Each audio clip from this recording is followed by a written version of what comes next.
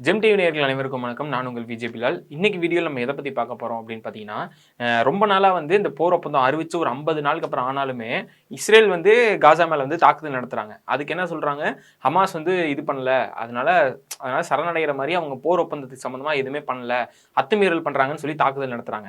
அதெல்லாம் யாருமே கண்டுக்கிறது இல்லை. ஹமாஸ் அதுக்கு பதிலடி கொடுக்காம தான் இருக்காங்க. ஏதோ ஒரு 20 டைம் இவங்க தாக்குதல் நடத்துறதுல ஒரு டைம் பதிலுக்கு திருப்பி அடிச்சிட்டாங்கன்னா உடனே வந்து நெதன்யாகு உள்ள இறங்கிடுறாரு. நான் கை வச்சதுக்கு வந்து உங்களை சும்மா விட மாட்டேன், நீங்க இதுக்கு பதில் சொல்லி ஆகணும் அப்படின்னு சொல்லி இறங்கியிருக்காரு. ஸோ அந்த மாதிரி விஷயம் தான் வந்து நேற்று நடந்திருக்கு.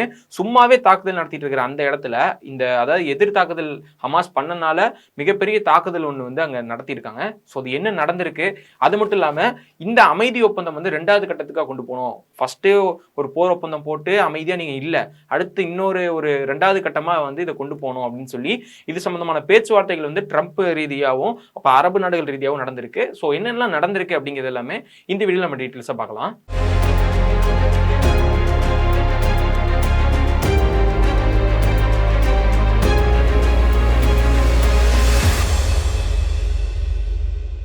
காசா இஸ்ரேல் இந்த போர்ல வந்து இப்போ அதாவது பாலஸ்தீன் இஸ்ரேல் இந்த இடத்துல காசாங்கிற ஒரு சின்ன பகுதியை வந்து பாலஸ்தீன் மக்களுக்கு கொடுத்துட்டு இப்போ இஸ்ரேல் முழுமையாக எடுத்துக்கிட்டாங்க. ஸோ இது வந்து இதுக்கப்புறம் இஸ்ரேல் காசா அந்த மாதிரி தான் வந்து போக போகுது.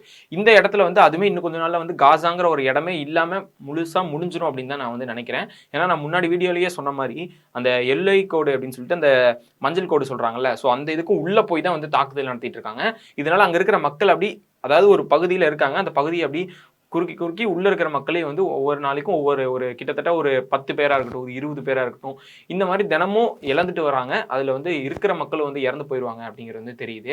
இவங்க இப்போ சும்மா உதாரணத்துக்கு சொல்றேன், இந்த போர் ஒப்பந்தம் அறிவிச்சு இப்போ ஒரு 50 நாள் இருக்குமா, இந்த 50 நாள் முடிவில் இப்போ வரை எவ்வளவு பேர் இறந்திருப்பாங்க நீங்க நினைக்கிறீங்க? கிட்டத்தட்ட 300-400 பேருக்கு மேல வந்து ஒவ்வொரு நாள் ஒரு வாரத்துக்கே இவ்வளவு பேர் இறந்து போறாங்க. அப்ப யோசிச்சு பாருங்க, இந்த 50 நாள்ல வந்து எவ்வளவு பேர் இறந்திருப்பாங்க அப்படின்னு சொல்லி. இவ்வளவு பேர் இறக்குறாங்க. இதெல்லாம் வந்து கணக்கு தெரியல. இவங்க தாக்குதல் நடத்துறதுனால ஹமாஸ் வந்து திருப்பி எதிர் தாக்குதல் வந்து நடத்தியிருக்காங்க. அங்க இருக்கிற பழைய சோல்ஜர்ஸ் வந்து காயப்படுத்தியிருக்காங்க அப்படின்னு. இறந்து போல, அவங்க காயப்பட்டிருக்காங்க, தாக்குதல் நடத்தினால காயப்பட்டிருக்காங்க. அதுக்கு நெதன்யாகு என்ன சொல்றாரு அப்படின்னு பாத்தீங்கன்னா, எங்களுடைய ராணுவத்து மேல நீங்க கை வச்சிருக்கீங்க, இது வந்து ஹமாஸ் வந்து அத்துமீறிட்டீங்க போர் ஒப்பந்தத்தை அப்படின்னு சொல்லி 50 நாள் தாக்குதல் நடத்தின இஸ்ரேலுடைய பிரதமர் சொல்றாரு. 50 நாள் வந்து தாக்குதல் நடத்திட்டு நீங்க வந்து போர் ஒப்பந்தத்தை மீறிட்டீங்க அப்படின்னு சொல்லி ஹமாஸை வந்து பகிரங்கமா வந்து மிரட்டுறாரு. அது எங்க பிரஸ் மீட்ல வந்து இந்த மாதிரி சொல்றாரு.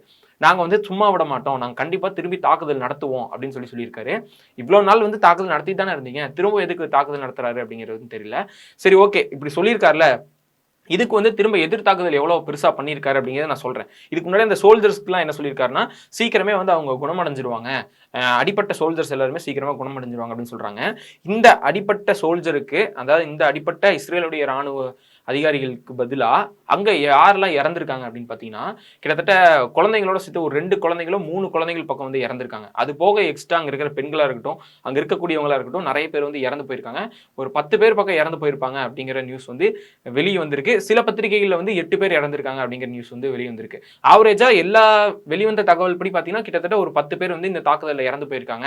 அதுவும் இல்லாம இறந்து போனவங்க 10 பேர், ஆனா டஜன் கணக்குல வந்து மக்கள் வந்து காயப்பட்டிருக்காங்க அப்படிங்கிற ஒரு செய்தி வந்து வெளியே வந்திருக்கு. இவ்வளவு பேர் காயம் அடைஞ்சிருக்காங்கல்ல, அவங்களை குணமடைகிறதுக்காக போற ஆஸ்பத்திரியிலுமே வந்து திரும்ப தாக்குதல் நடத்திருக்காங்க. நான் தாக்குதல் நடத்தி நீ அங்கிருந்து தப்பிச்சு போய் உயிர் பழச்சிருவியா அப்படின்னு சொல்லி அங்க இருக்கிற தாக்குதல்லையும் வந்து அங்க இருக்கிற ஹாஸ்பிட்டல் மேல நடத்திருக்காங்க. அது மட்டும் இல்லாம ஹாஸ்பிட்டல்ல வந்து உள்ள யாரும் வரக்கூடாது அப்படின்னு சொல்லிட்டு முன்னாடியே வந்து நிறைய சோல்ஜர்ஸை இறக்கி நிப்பாட்டி வச்சிருக்காங்க.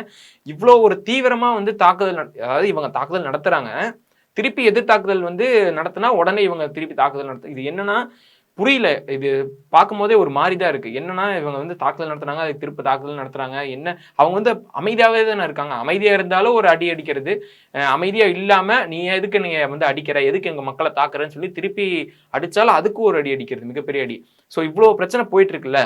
இது ஒப்பந்தங்கிற ஒரு பேர் போட்டாங்களே, அது என்ன ஆச்சு, அந்த ஒப்பந்தம் என்னதான் ஆச்சு, 28 பாயிண்ட்ஸ் 21 பாயிண்ட்ஸ் எல்லாம் முன் வச்சாங்களே, என்ன அது பிரச்சனை அப்படின்னு சொல்லி கேட்டா, இப்ப ட்ரம்ப் என்ன சொல்றாருன்னா, இவங்க 2 பேரும் ஓயற மாதிரி தெரியல, ரொம்ப சண்டை போட்டே தான் இருக்காங்க. திரும்ப வந்து இவங்களுக்கு 2வது கட்ட நடவடிக்கை எடுக்கலாம். 2வது முறையா வந்து போர் ஒப்பந்தம் வந்து அறிவிக்கலாம். போர் முடிவு வந்து பண்ணலாம் அப்படின்னு சொல்லியிருக்காரு. ஸோ அதுக்கான பேச்சுவார்த்தைகள் வந்து சீக்கிரமே நடந்துரும். அதுக்கான வேலைப்பாடுகள் தான் வந்து இப்ப நடந்துட்டு இருக்கு. இது விஷயமா நான் நெதன்யாகு கிட்டயே பேசியிருக்கேன். மத்த நாடுகள் கிட்டயும் வந்து நான் இந்த போர் ஒப்பந்தங்கள் பத்தி நான் பேசுவோம் அப்படின்னு வந்து சொல்லியிருக்காங்க. ஸோ இந்த விஷயத்தை பத்தி அரபு நாடுகள்ல இருக்கக்கூடிய தலைவர்கள் எல்லாம் பஹ்ரைன் அப்படிங்கிற இடத்துல GCC அப்படிங்கிற அந்த உச்சி மாநாட்டில் கலந்துகிட்டு இதுல வந்து நிறைய விஷயங்கள் வந்து பேசியிருக்காங்க. இதுல முக்கியமான கருத்தா எதை வந்து பேசியிருக்காங்க அப்படின்னு பாத்தீங்கன்னா, காசாவுடைய பிரச்சனையை வந்து சீக்கிரமே தீர்த்து வைக்கணும் அப்படிங்கிறதையும் வந்து எடுத்திருக்காங்க. ஒரு பக்கம் ட்ரம்ப் வந்து இதை நான் தீர்த்து வைக்கிறேன்னு சொல்லி 2வது கட்ட நடவடிக்கையில வந்து எடுத்திருக்காரு. இன்னொரு பக்கம் அரபுகளும் வந்து எந்திரிச்சிருக்காங்க. ஏன்னா இது முன்னாடி இந்த ஃபர்ஸ்ட் நடந்த ஒப்பந்தம் சம்பந்தமாவே வந்து பாத்தீங்கன்னா எகிப்துல தான் வந்து அரபு நாடுகளா இருக்கட்டும், அப்புறம் மற்ற நாடுகளா இருக்கட்டும் எல்லாருமே உட்காந்து பேசிதான் ஒரு முடிவு எடுத்து பண்ணாங்க. ஸோ இதுக்கு 2வது கட்ட நடவடிக்கையிலையும் வந்து இவங்க வந்து பேச போறாங்க. அது மட்டும் இல்லாம முன்னாடியே சொல்லியிருந்தாங்களே இந்த இதெல்லாம் வந்து நிவாரணம்ல எல்லாமே கிடைக்கணும், உணவுகள் கிடைக்கணும், அங்க இருக்கிற மக்களுடைய வாழ்க்கையை வந்து தரத்தை உயர்த்தணும், அங்க இருக்கிற இடிபாடுகள் எல்லாம் வந்து எல்லாத்தையும், அதாவது குப்பையெல்லாம் இருக்குல்ல, ஸோ அது எல்லாத்தையுமே நீக்கிட்டு அங்க இருக்கிற மக்களுக்கு வாழ்விடத்தை கொடுக்கணும். ஏன்னா இப்போ வரை அங்க இருக்கிற மக்கள் எல்லாமே டென்ட் அந்த மாதிரி கட்டி தான் வந்து இருக்கிற இடத்துல பதுங்கி இந்த மாதிரி தான் வந்து இருந்துட்டு இருக்காங்க. ஸோ அவங்க எல்லாத்துக்கும் வந்து இந்த மாதிரி வேலைப்பாடுகளை செஞ்சு கொடுக்கணும் இப்படிங்கிறத பத்தியும் வந்து பேசப்பட்டிருக்காங்க. இது வந்து அடுத்த கட்ட நடவடிக்கைகளை இது முக்கியமான பாயிண்டா வச்சு பேசணும் அப்படின்னு சொல்லியிருக்காங்க.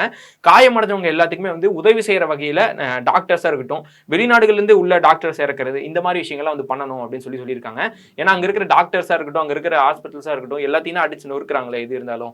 ஸோ அதனால வெளிநாட்டுல இருந்து நிறைய டாக்டர்ஸ் வந்து இறக்கணும் அப்படிங்கிற தகவலும் வந்து வெளிவந்திருக்கு. இது அதாவது இந்த மீட்டிங்கும் அடுத்த கட்ட நடவடிக்கையும் எப்படி போகும் அப்படிங்கிறது தெரியல. ஏன்னா இதை முடிச்சுட்டு இதுக்கடுத்து அரபுகள்கிட்ட வந்து பேசுறதுக்கான வாய்ப்புகள் அதிகமாகவே இருக்கு. 2வது கட்ட நடவடிக்கையில் மேபி இவங்க ட்ரம்ப் வந்து பேசுறதுக்கான வாய்ப்புகள் அதிகமா இருக்கு. ஸோ அந்த இடத்துல வந்து இந்த காசா இஸ்ரேல் போரை வந்து நிறுத்துறதுக்கான வாய்ப்புகள் வந்து கொடுக்கணும்.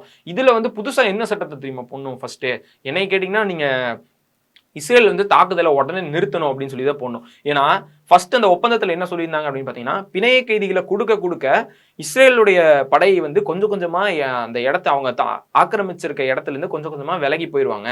அதாவது அந்த எல்லை கோடுன்னு சொல்லி அந்த மஞ்சள் கோடு இருக்குல்ல, ஸோ அந்த இடத்துக்குள்ள கூட ஆர்மிகள் இருக்காங்க. அவங்க எல்லாருமே கொஞ்சம் கொஞ்சமா விலகி போக ஆரம்பிச்சிருவாங்க. உங்களுக்கு ஒதுக்கப்பட்ட இடத்துல நீங்க இருந்துக்கலாம் அப்படிங்கிற இதுதான் ஃபர்ஸ்ட் இருந்துச்சு. ஆனா அதுக்கு உள்ளேயும் போய் இப்ப வந்து தாக்குதல் நடத்திருக்காங்க, அதுக்கு ஆப்போசிட்டா.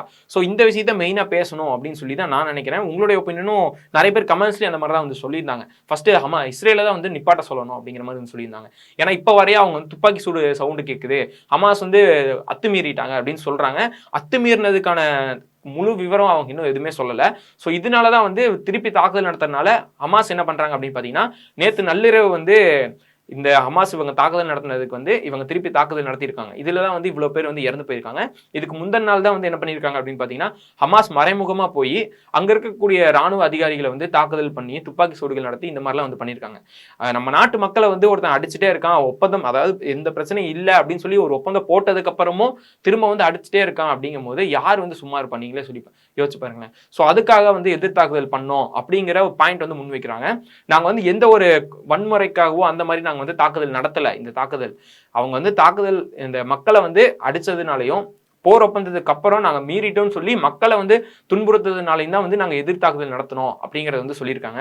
ஸோ இந்த விஷயத்தை பத்தி உங்களுடைய ஒப்பீனியன் என்ன அப்படிங்கறத வந்து கீழே கமெண்ட்ஸ் சொல்லிட்டு போங்க. முன்னாடியே நான் வீடியோவில் சொன்ன மாதிரி இவ்வளவு மக்கள் இறந்திருக்காங்க, சீக்கிரமா அவங்களுக்கு ஒரு நல்ல வழி காட்டணும் அப்படின்னு சொல்லி யார் யோசிச்சிருந்தாலும் உடனடியே நிப்பாட்டுறதுக்கான வேலைகள் நிப்பாட்டணும்னு இருந்தால் நிப்பாட்டிருப்பாங்க. அவ்வளவுதான் நான் சொல்ல முடியும். இந்த போர் நிப்பாட்டணும் அப்படின்னு சொல்லி இந்த போர் முடிவுக்கு வரணும் அப்படின்னு சொல்லி பேசப்பட்டிருந்தா கண்டிப்பா நிப்பாட்டியிருப்பாங்க. அந்த மாதிரி ஒரு இதே இல்லையாட்டு இருக்கு. ஏன்னா சும்மா அதான் நான் முன்னாடியே சொன்ன மாதிரி இவருக்கு வந்து இந்த ஆட்சியை வந்து தக்க வச்சுக்கணும். நெதன்யாவுக்கு அவர் மேல இருக்கிற வழக்குகளை வந்து போக வைக்கணும். ஸோ அதுக்காக அவர் பண்றாரே ஒழிய இது நிக்கணும் அப்படிங்கிறது அவருக்கு மைண்ட் செட் இல்லை, ட்ரம்ப்புக்குமே மைண்ட் செட் இல்லை. இதோட பத்தி உங்களுடைய ஒப்பீனியன் என்ன அப்படிங்கிறத கீழே வந்து கமெண்ட்ஸ் சொல்லுங்க.